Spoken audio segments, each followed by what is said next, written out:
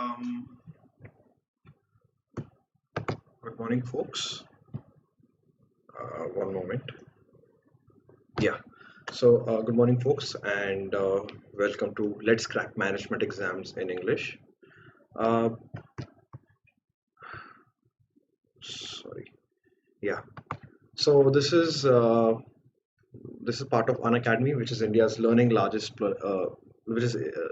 learning platform, and you can get a plus subscription if you want to see more such videos and if you want to interact with educators such as myself. And so let's begin with the topic for today. So I'll just start with a brief introduction about myself. My name is Achyut Gupta, and I am a 2018 graduate from XLRI. During my time there,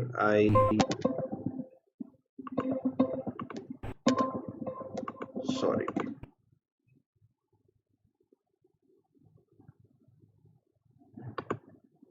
apologies for that. Right. So during my time at XLRI, I won more than eight national case study competitions, and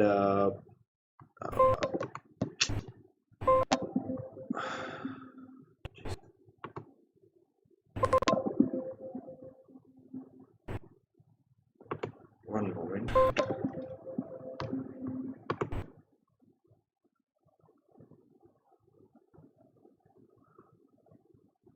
Apologies for the delay, folks. There's some technical issues that I'm facing.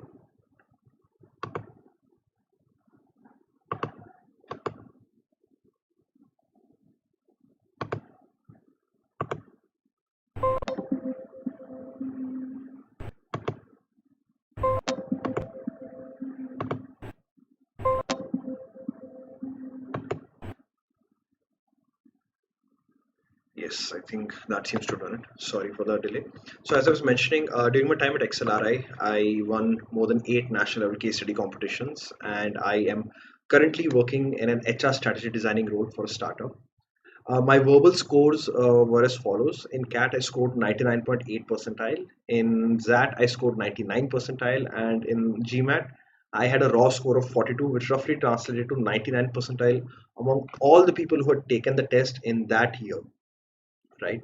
I have a prior teaching experience with an NGO where I primarily taught in orphanages and I used to teach their English.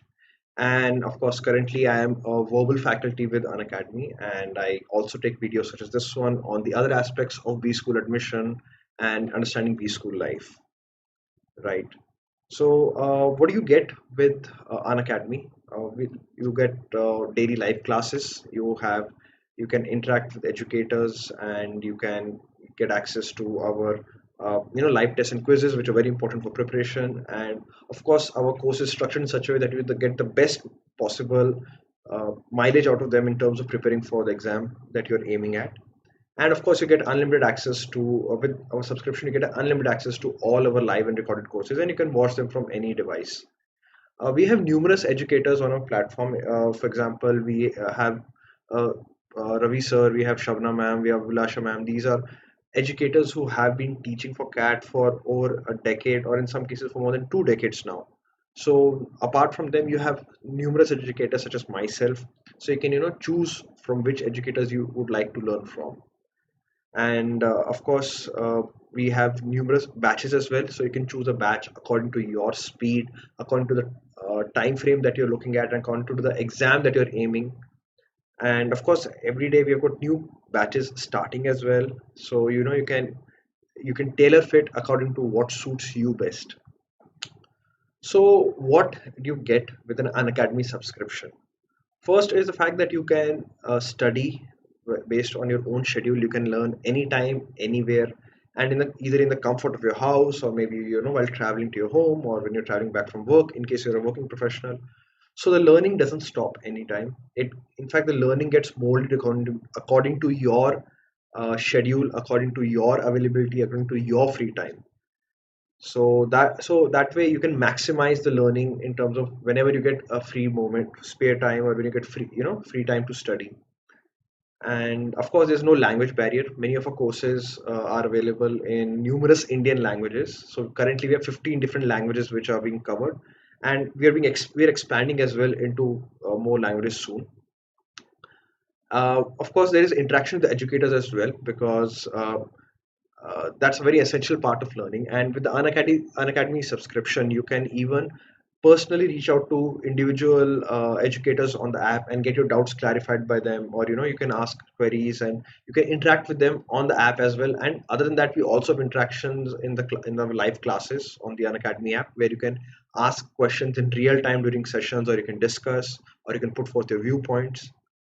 And of course, there'll be we also conduct numerous live polls in the classes, where you can guess the answer and see where you stand with respect to the other people who are attending the classes with you. And of course, as I mentioned, there are numerous live tests and quizzes. Attempting these tests and quizzes is a very essential component of preparing for any exam, because the more more practice that you get of writing these kind of tests, the better it is for you. And of course, based on your performance in these tests, you'll get a very detailed report which gives an analysis of how well you performed, what are your weak spots, where you stand with respect to the other leaders in the field and all. And last but not the least, you get an access to the to all our learning material that's available on the platform. So for those of you who are planning to buy a subscription from Unacademy, as you can see, the 12-month plan or the 24-month plan makes the most sense when it comes to per month cost. Because if you see that they if you were to buy, say, these are the most cost effective plans that you can get out of all of our plans that we have. And in case you or any of your friends are planning to buy the Unacademy subscription, I would strongly urge you to use my code Achyut, which is given at the bottom of the screen. This will give you 10% off on any course that you wish to buy. And it's not just restricted to CAT. If you have friends who plan to write other exams, say medical or UPSC, you can share the code with them and you can ask them to use my code, and it will help you save money. And yeah, so, what is the importance of the PI round, as it is called, or personal interviews round in most of the top B schools? So, let's look at the weightage that are given by different uh, B schools in terms of the final selection. Please note this weightage is with respect to the final conversion of these colleges.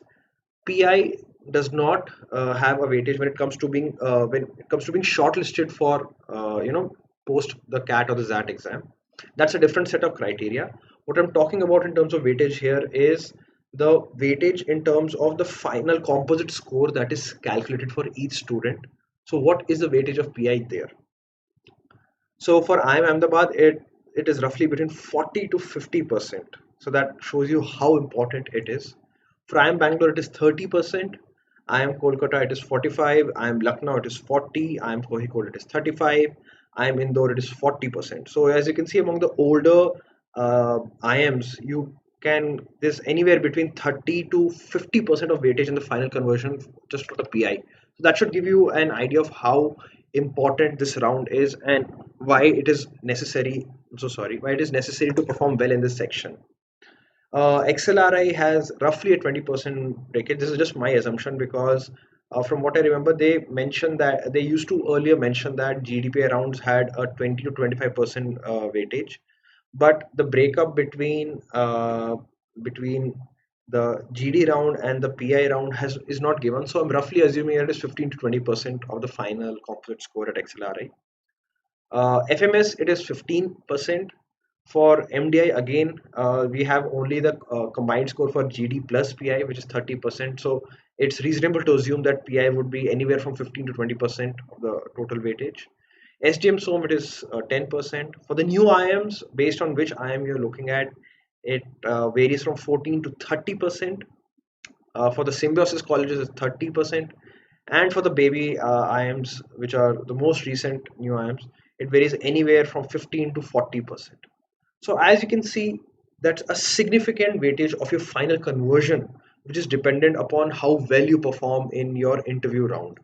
So therefore, for anyone who wishes to convert any of the B school that they're aiming for, it makes sense to focus very heavily on not just the exam part, which will help you get to this round, but also on the PI round, which will have a major impact on whether you convert the college or not. Because clearing the exam and getting high score is just half of the battle. The other half of the battle is clearing the other rounds that follow it, right? So what do you typically have in an interview? So what do you what are the aspects that you face in an interview with in a typical B school interview? So first is obviously you have an aspect where you will be talking about yourself. You will talk about various aspects in your life, the things that you've experienced, the things that you have learned. You will give them an overall picture about you as a person, about you as a candidate. You'll give them various information that might be useful for them for making the final decision, or maybe information for them that they would like to probe further, right? So you'll obviously give an overall picture about yourself. You'll describe about yourself. The second part that you do is you'll be obviously selling yourself. You have to appeal on a person to person level to the with the interviewers, and you have to sell yourself as a product. You have to convince them that among all the products there that are present there, and by products I mean all the other candidates, you are the best product, meaning you are the best candidate. So you will be selling yourself as the best possible candidate in a very subtle manner. Of course, this doesn't mean in your face kind of statements where you claim that I'm the best here. You have to subtly, like a good salesperson, you have to sell yourself to the interviewers. Third, you have to display good managerial aptitude, because you have to understand they are trying to see which of the candidates they're interviewing displays potential, displays good aptitude for managerial behavior. So you have to display traces of that and show them, yes, I am a suitable candidate and that I can be molded into a perfect manager. The fourth thing that you'll be displaying is calmness under pressure, which is obviously a very important aspect for any manager. And this is sometimes tested via something that is called a stress interviews. I'm sure many of you would have heard about it. Stress interviews are not common; they're not used by all colleges, so it's a matter of luck whether you are subject to a stress interview. But nonetheless, even without a stress interview, it will benefit your candidature if you display calmness under pressure, under stressful situations, under overall during the entire interview, right? Because it's a very good quality that should be there in any manager, and they're definitely on the lookout for that. Last and most importantly, you will obviously display awareness and the depth as well as the breadth of your knowledge. And this awareness and knowledge can be about anything and everything under the sun. So there is no fixed syllabus that you can study from. There is no fixed books that you can read.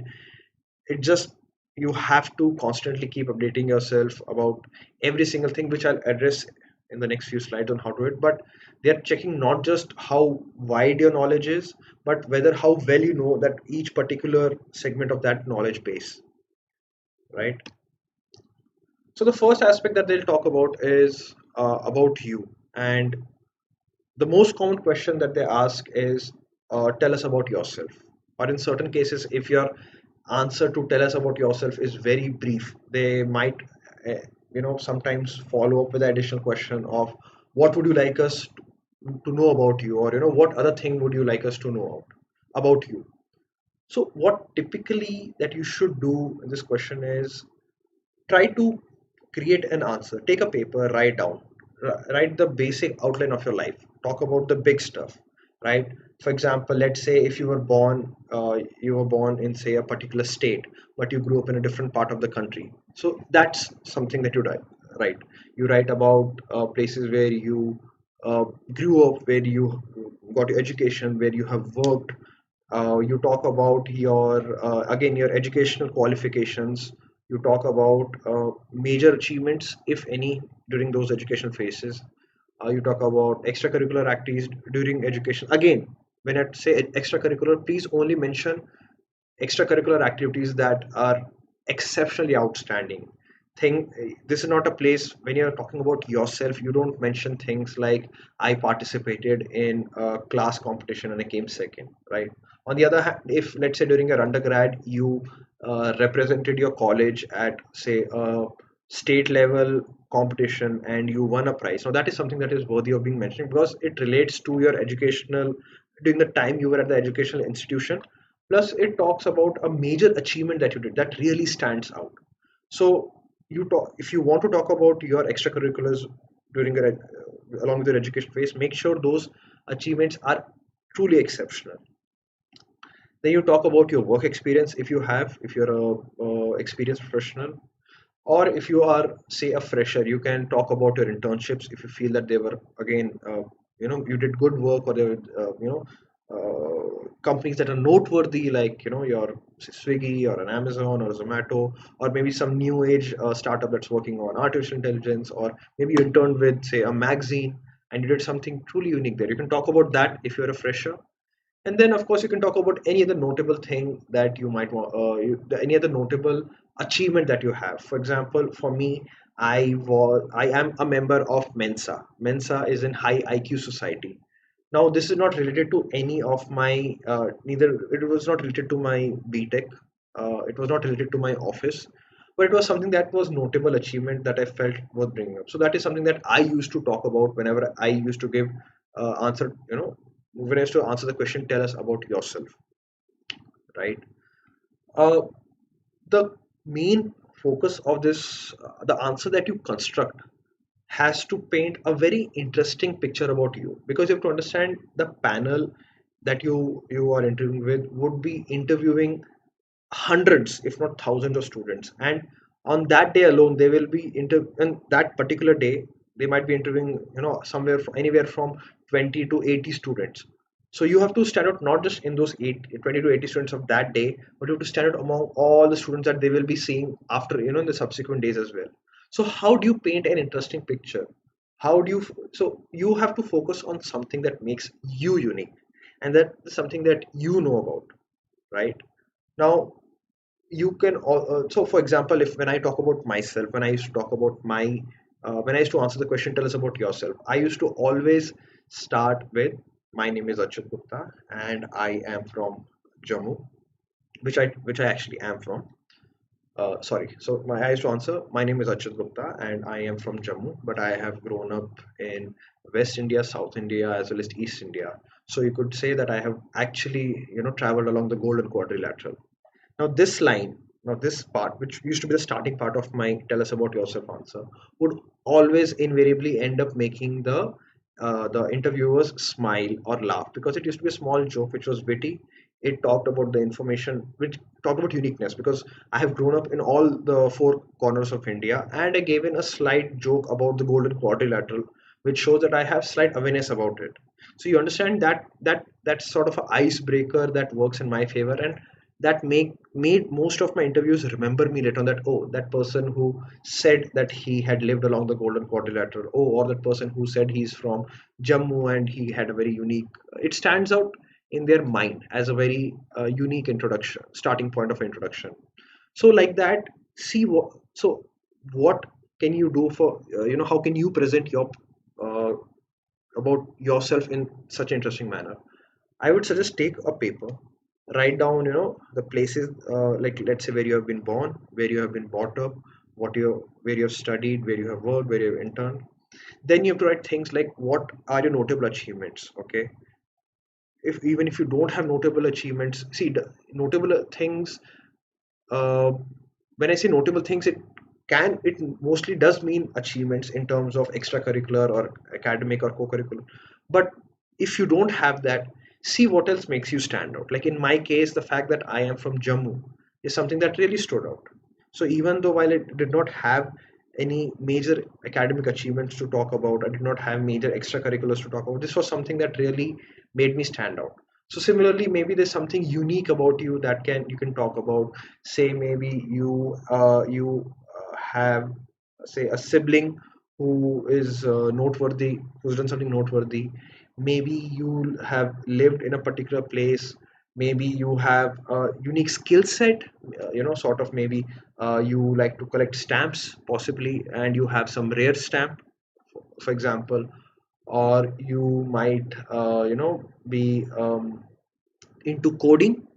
You might, a lot of people who love to code, and maybe you, as a coder, you have a very high rank on, there's this website for hackers called Hacker Rank. Maybe you have a very good rank on that website. Things like these, which really, make you stand out from the crowd.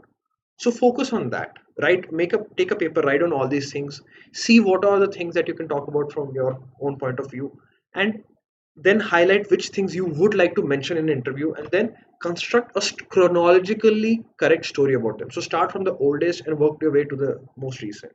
So, for example, in my case, I would start from my birth, then I would go to my the places where I lived, then talk about my education, talk about in between a couple of achievements like the Mensa thing, which happened post my engineering. Then I talk about my work, talk about what I did at my work. I did have a couple of achievements at work, some awards that I'd won, some unique projects that I'd worked on. So I focused on that, and then I would end with me writing ZAT and the reason I wrote, sorry, CAT or ZAT, and then the reason I wrote CAT or ZAT. So that's basically the outflow and the chronological order that you need to follow. Uh, so again, as I'll re-emphasize, make sure you know what it is that really makes you stand out from the crowd, and how can you best emphasize that point. How can you best focus on that point so that the interviews pick up on it. So, for example, if you have so even if you have a major achievement, and if you talk about it very briefly and it gets lost in the sea of information that you give, that doesn't help you. Make sure that your entire about you answer is takes no more than 45 seconds to 60 seconds.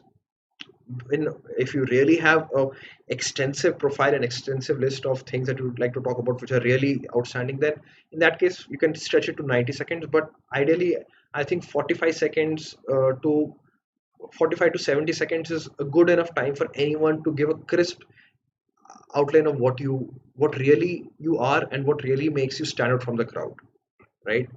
So try practicing.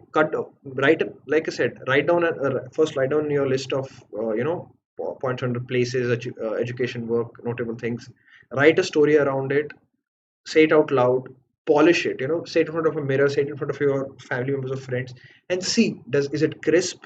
Does it make them lose interest? Does it make them gain interest in you? So that's your tool. So make sure that by the time the interview season comes around, you have trimmed this entire thing down to 60 to 75 seconds or 90 seconds if you really have an exceptional profile, right? Then the part about displaying the right attitude. The thing is, let's talk about stress interviews. Not, as I mentioned, not everyone is subjected to a stress interview. It's sometimes a matter of luck. Sometimes uh, interviews might choose to implement stress interview on you based on something that they might see in your profile. So we never know what is the reason that they give stress interview. But what happens in a stress interview? Typically, what they do is the panel will start uh, asking you questions in a rapid fire manner. They'll ask you one question of the other. They'll give you very less time to think. They will berate you. They'll chastise you. They will mock you for not knowing answers, for taking too much time. They might attack your answers. They will provoke you. They will enrage you. They will try to make you lose control. They will try to make you lose your temper. And they're trying to see that when you are being subjected to a barrage of emotions, how do you handle them? Do you lose your temper? Do you shout? Do you give up? Do you some I've heard of some people who burst into tears and start crying after during a stress interview. So that's the thing they're trying to see. Do you break down or do you remain calm and you try to handle this situation in the right kind of manner? I personally faced a stress round in with XIMB, and I remember during my session, during my questioning, so they asked me questions one after the other. They asked me that, oh, your score is too high. Will you join us if you got the chance? Oh, you are a computer science engineer. How would you write a particular program? And then while I was thinking, they gave me about 15 seconds to write a program. And while I was thinking, they said, no, time is up. So I didn't get time to think. Then they said, what would be the logic behind a program that is supposed to do a particular action? While I was thinking of that, they again changed tracks to a different thing. Started questioning me about my awards at my office and why I won them. So you see, they did not give me time to think. They were switching from one to the other. Now, what one like as I mentioned, they are trying to see how well you handle situations where there is emotional stress on you. But what they're also trying to see is how do you come out from this particular situation. For example, let's say if one let's say there are three profs sitting in a panel, and professor 1 asks you a question, and then immediately professor 2 asks you a question, and then immediately professor 3 asks you a question within 5 seconds of gap. So ideally, if I was in a situation, what I typically did was I first said, "Sir, I'd like to first answer Professor One's question." I would quickly give him an answer, then say, "Sir, I'll answer." I'd go to the professor number two and say, "Sir, your the answer to your question was whatever the answer is," and then I would answer Professor Three's answer. So this showed that A, I kept calm. B, I remembered the order in which the questions were asked, and B, in the correct order based on the chronology, I answered the questions to the best of my abilities. So the fact that I said them, sir, please, I would like to answer in the right order. I'll first answer them. Showed that A had politeness. I, gave a course of action instead of saying, okay, no, wait, I'll answer that. So I did not say that. I said, please, I would like to answer this professor first for the so and so reason. So I remained calm and I gave a logical reason for my course of actions. So that's the kind of behavior that they would like you to demonstrate in such a situation. Also, when I talk about the right attitude, now the right attitude doesn't just refer to how you behave during stress interviews. It also refers to what is your attitude with respect to the general line of questioning. Now the thing is, as we'll discuss further, sometimes the questions that they ask are uh, questions that you might not know the answer to, right? They might be questions you're not sure about the answer to. They might be questions on say sensitive topics. For example, say a political based question, right? Or a religion based question. So how do you handle it? That's what would mean the right attitude. So let's say if you are being asked a question about a topic that you do not have much knowledge about. Let's say you are a mechanical engineer and they ask you a question about computer science engineering, about coding. So what do you say? Do you say, sir, I don't know? That just shows that while it does show honesty, it does not show the right attitude that they're looking for there. Ideally, in my opinion, the right reply to such answer would be, sir, I'm sorry, I do not know the answer to this question since it is not something that I have read about. But maybe I would like to go back and read up about it and to learn what exactly you were asking about today. So that shows somebody who's willing to learn and who has a sense of curiosity that has been sparked by this questioning, and they're going to act upon that curiosity. So a manager who's willing to learn, who's willing to improve his knowledge base is the kind of manager that they're looking for. That's what I mean by the right attitude. On the other hand, let's say there is a question that you maybe know the answer to, you aren't sure. Let's say they ask what is a particular what are the layers of the atmosphere. So somebody who is not sure, so for example, if they ask me what are the layers of the atmosphere, I know there's atmosphere, there's troposphere, and then there are 4 or 5 layers. So what I would say is, honestly, sir, I know there are 4 to 5 layers and I know one of them is called troposphere, but I'm not sure what the other 4 layers are called. If you would like, I can try to guess what the name would be called. So more 9 times out of 10 in such a situation, the prof would say, fine, go ahead, please do guess. So based on that, I would say that I guess the one of the other layers would be called, say, groundosphere, for example, because the lowermost layer of atmosphere which is on the earth should have some name related to ground. So I'm giving the reasoning behind my guesses as well. So they see that even though my answer is not exactly right, but my reasoning is correct, that I'm accepting that I have a gap in my knowledge, and while I'm guessing, I'm showing up the proper logical reasoning behind my guessing as well. So in that case, that is bound to impress them even more. You understand? So that's also what I mean by right attitude. And then also, let's say if there is a question that you know the right answer to, right? Displaying arrogance in terms of answer. For example, I've heard about situations like this when people have been asked questions about their areas of specialty, and sometimes it so might happen that the panel might have slightly incorrect information or slightly outdated information. And I've heard students who say that, no, sir, you're wrong, that is incorrect, and I know the right answer. Now, while actually the student might be correct in this particular situation, the candidate might be right. Showing arrogance, showing demeaning behavior to the panel is not something that is going to help your candidature.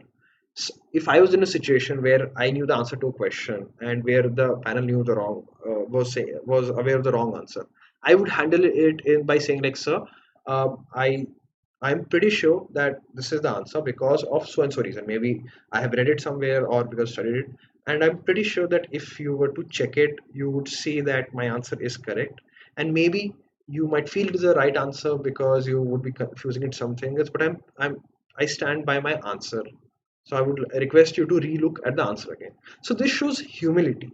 This shows empathy.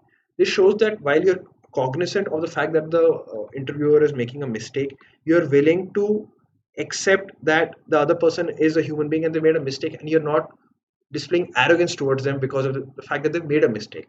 So this is also what you mean by the right attitude. So that is why the right attitude is something that you have to demonstrate from the moment the interview starts. It is not something that you demonstrate only during a stress interview. It is something that you have to constantly display there. It is not something that you can fake also. So it is, if you ask somebody who's by nature who is slightly arrogant, slightly likes to who does not take kindly to people making mistakes, that will come out during the interview, no matter regardless of your knowledge base, and they might end up rejecting you there. So working on your attitude towards people, on your empathy factor, is something that is very important when you're preparing for interviews, when you're trying to impress the interviewers during the interviews, right? Then we focus on the right aptitude. What do you mean by the right aptitude? Now the thing is, many interviews, I would say, and in many interviews they ask you a lot of different questions to check your awareness about what is happening. They can ask you about what you read today, what is the major news.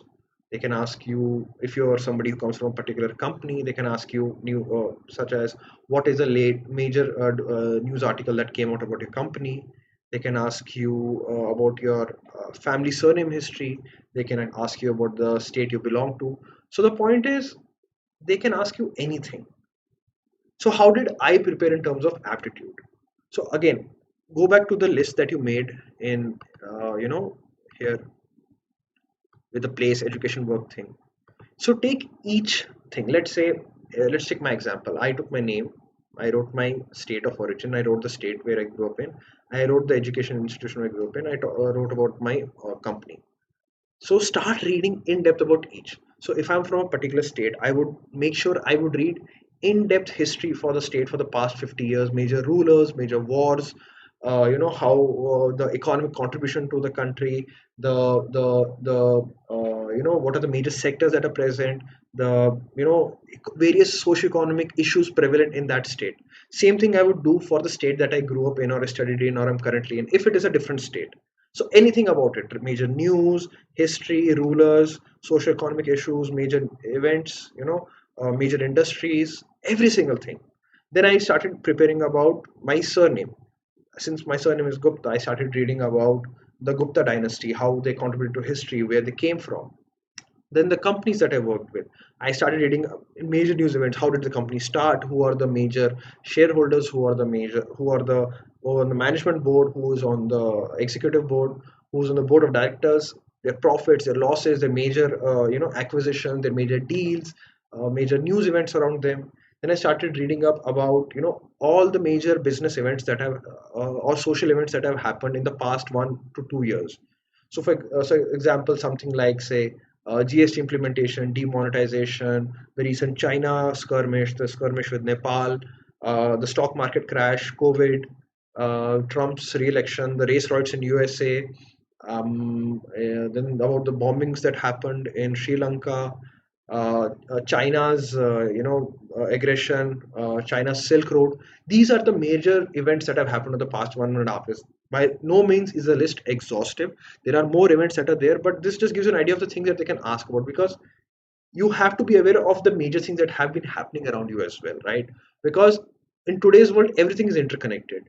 So China doing aggression on India might end up increasing the stock prices in USA, right? Because the world is interconnected. So understanding the various events that are happening, what are their implications, what are the root causes, what actually happened, what are the possible outcomes. You need to be aware of all these things, and you need to uh, have an understanding of every single event that is going on around, major event that is going on in your country, in your state, on the global scale. You have to be aware of it. And this is something that can only come if you read newspapers on a daily basis. And in fact, that is something that I always tell on my special classes on Academy. Make sure you read newspapers on a daily basis, because only when you have the awareness of different events and what they lead to, that can you draw the connecting lines between various events and how they affect the world. So, other than preparing everything information about every single aspect related to your profile, you have to be aware about all the major political, social, and business developments that have been going on for the past 1 to 2 years at least. And by the way, that is not exhaustive list, because, for example, let's say if they ask you about the 2000 crisis, you cannot say that, oh, it was almost 10 years back. You need to have an understanding of what led to this crisis in 2008 and what implications it might still be having, right? So this kind of awareness of understanding of things is something that you have to develop exhaustively. There is no limits to what you can read. Me and my friends, we started writing, we used to have a fact based notebook. We used to write every single fact about every single thing that we came across, related to our profile, related to major developments, and we used to fill up those facts. So this also sort of presented us with a sort of a revision point about the major things that we would focus on. And of course, it was a matter of luck whether the questioning during the interview rounds would be based on what we had written down. But if you cover the major events that are happening, then you're at least covering a good chance of the thing that they can ask about. If the panel chooses to ask you arbitrary stuff like, let's say, how many ports are there on the west coast of India? Now, that is something that you might not know. On the other hand, if you make a calculated assumption, again, as I talked about during the part about the right attitude, if you let's say they ask you a question like how many ports are there on the east coast of India. Now, if they were to ask me that, now I would approach it like saying, "Sir, now I don't know the exact number, but since there are four states on the east coast which have a coastline. You have West Bengal, you have Odisha, you have Tamil Nadu, and you have Andhra, and you have Tamil Nadu. Now, based on that, I would assume that there would have at least one major port in each of the states for large ships, and then at least two to three, smaller ports in different cities to spread out the, container load. So, assuming three per city, I would say that three per state. I would say totally there are around 4 into 3, 12 major ports on the east coast of India. That would be my assumption. So this way, I would explain my reasoning to them, and I would give a assumption based answer to them, because there is no way to check to know every single question that they can ask.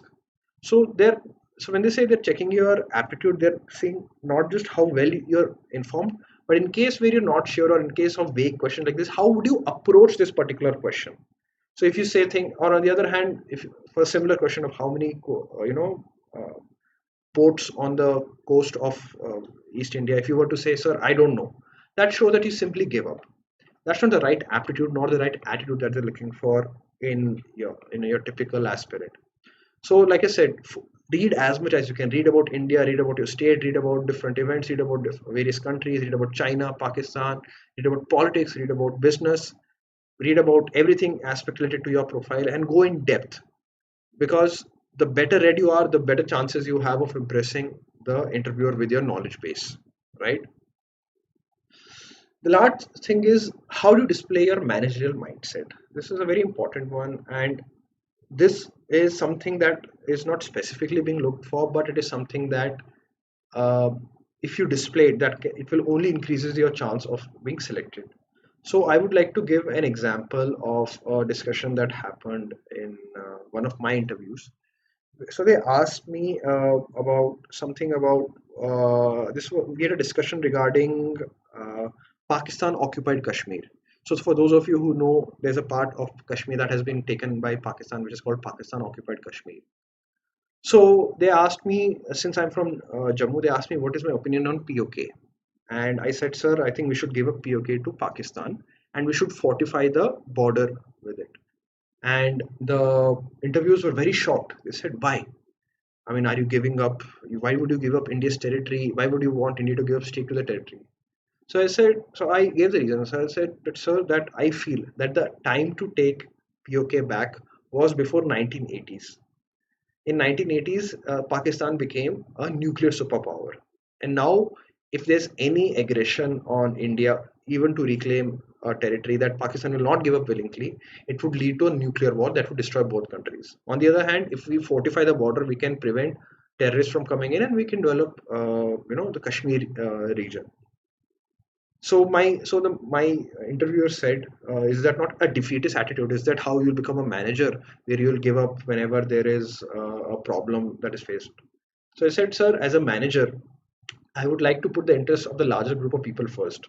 So trying to fight for a particular piece of land, which anyways cannot be gotten back, but will lead to large scale destruction, versus focusing on development of what we have, that doesn't make sense to me. Since we have to look for the larger scale good of people, I would rather focus on what we have than focusing on what we cannot have, because now it's too late to get it back, because Pakistan is a very belligerent nation, and they would not willingly give up what is rightfully India's claim. And any, like I said, a nuclear war would not benefit either of the countries, and it would heavily affect Indian economy and the life of the people who are already there on Indian soil. So that is why this is how, now, if, as you can see, this discussion, while though it had political overleanings, kind of tested my managerial mindset towards focusing of issues. It showed that I'm willing to give up a small, I'm willing to have a small loss for a larger, long scale profit, right? In fact, I would say this is the reason why I converted that particular college where they asked me this question, because these kind of questions demonstrate how you would approach situations in a real life problem. And in fact, I would say in this regard, you can take tips from the ZAT paper. If you have, for those of you who have seen a ZAT paper, there's a section called decision making. And these decision making questions often have very realistic corporate scenarios where you are expected to respond and give input as a manager. And you have to take into account various stakeholders, you have to take into account various modalities, you have to have a humanitarian outlook. At the same time, you have to ensure that your employer is always the need of the employees are always put before your needs. So that is the ideal managerial mindset. So when they discuss hypothetical scenarios with you, or when you talk about how you would approach decision making, I think you can use tips from the ZAT paper's decision making section on how you should approach such scenarios, on how you would answer such questions, if any, and how you can subtly insert this kind of thought process into your normal answers as well. Now, this is, like I said, this is not a necessity, but if you can display a managerial mindset, a thought process, that can only help your candidature. So, guys, even if if you're not attending that, nonetheless, I would strongly suggest you go through the decision making session for the past few years and get an idea of how you would approach the particular questions. If you, for those of you who think you're very prepared for, who have a very managerial mindset, a good test is to see how well you would do in the decision making section. Try to solve the old papers, and if you get a lot of questions incorrect, then it clearly shows that you do not have the managerial mindset in place. So this is a good practice for that. So focus on getting the old papers, practicing it, and try to implement this thought process in your other aspects of your interview answers as well. When you show a calm, calculated thought process where you focus on the long term, on the larger picture rather than a narrow mindset, where you're mindful of all the various stakeholders, where you're ensuring that the outcome is as beneficial as possible to as many people as possible. So all these kind of things, these kind of thought process, you should try to infuse in your answers for your other parts of the interview. So guys, that I think that was my session for today on interviews. If you liked my session, you can please join my classes on the Unacademy app. I take special sessions where you can interact with me, where I will be expounding upon the interview process, the interview questions that I faced in detail, and I can interact with you in terms of how should you answer, what would be your beneficial for you to say, things like that. So please follow me on the Unacademy app. You can get updates on my upcoming classes. If you like this video, please like, share, and subscribe. I will making more such videos going forward, and I'll also start. I'm also covering the verbal section of various exams such as CAT and XAT. And as always, if you plan to take an Unacademy subscription, please use my code Achyut. You can even share it with your friends and family members, and you can get a 10% off on any course that you wish to buy, not just CAT. You can give it to any of your friends who are planning to say buy UPSC or NEET or medical or anything. It's equally useful for all. And I hope today's session was beneficial, and I will see you on the app. You can search for me there. My username is Achyut 2020, or you can just search for Achyut Gupta, and I will see you on my future classes on YouTube as well as on the Unacademy app. And